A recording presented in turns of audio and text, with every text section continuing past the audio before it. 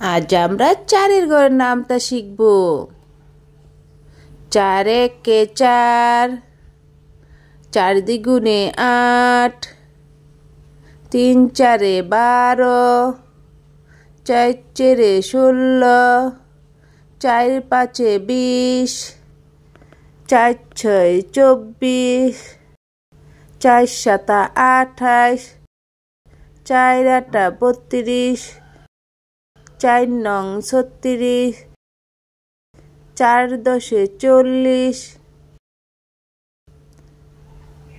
আমার সাথে আবার পড়ো।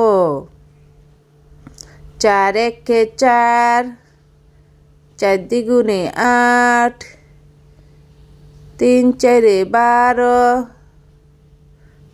4 চারে 16, 4 পাঁচা 20,